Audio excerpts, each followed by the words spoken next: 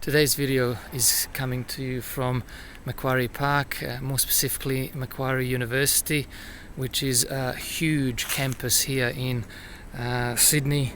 It goes on for acres and acres, but we're here to talk about negative gearing, and more specifically I want to share with you a video at the end of my talk, a video that addresses recent Labor opposition announcement that if they come to power, they're going to abolish negative gearing for existing properties and only include it for brand new properties.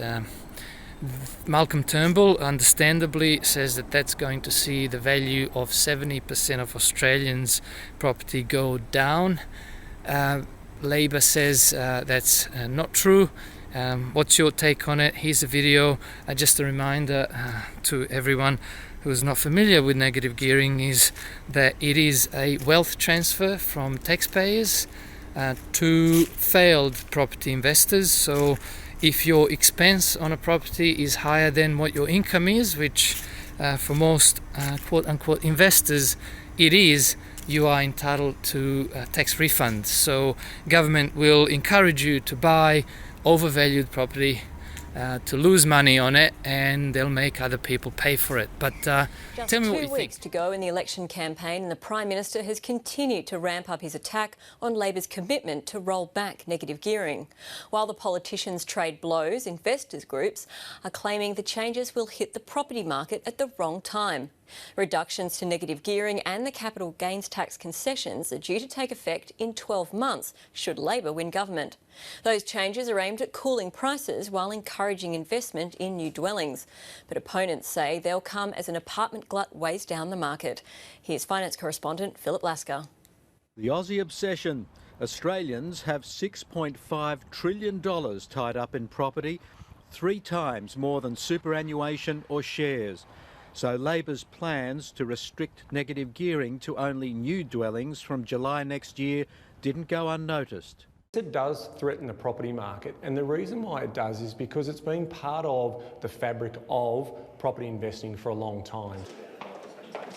Ben Kingsley's organisation represents everyone who's anyone in the world of professional property investment, real estate agents, investment professionals, banks and mortgage brokers.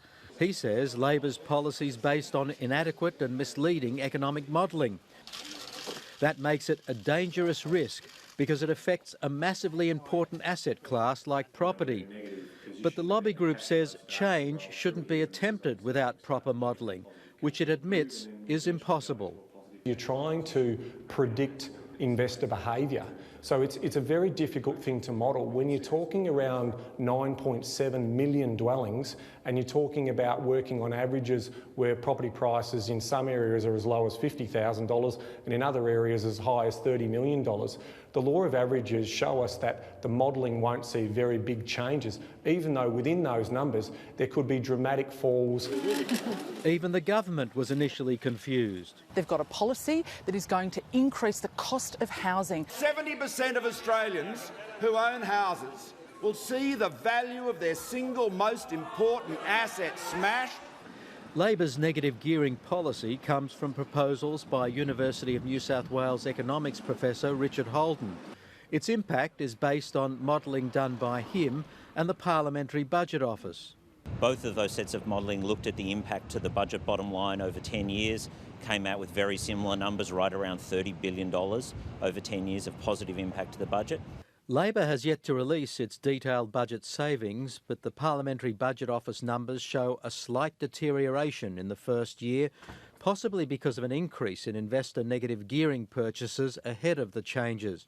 The second year would show savings of $580 million, with the benefit building to $8 billion by 2026-7. Good afternoon, ladies and gentlemen. Welcome to today's auction. And Professor Holden says there is a real-life example which mimics Labor's proposal, changes to the first home buyers grant. Every state has removed the grant from all homes. It now only applies to new properties.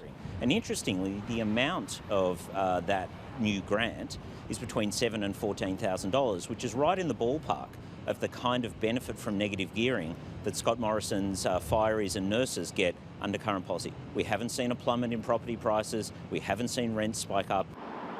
But after a construction boom and a strong run-up in big city prices, the property market is teetering.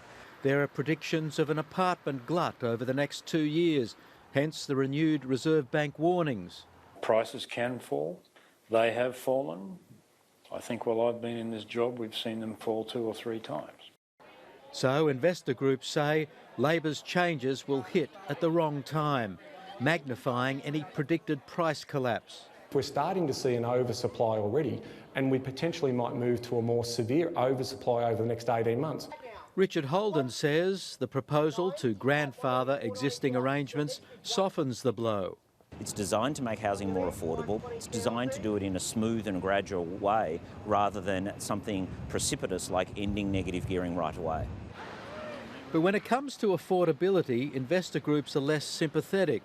They say big city affordability problems are a fact of life, so first home buyers wanting to live close to the CBD need to be more realistic. It's definitely a supply story, but it's also for consumers to sort of make an understanding that, you know, they've got to start lower on the ladder and work their way up into their dream home. Sydney has the second highest price to income ratios for property in the world. Melbourne is fourth. These are not league tables that you want to be near the top of or on top of. And short-term change is unlikely because no political party wants to see prices collapse.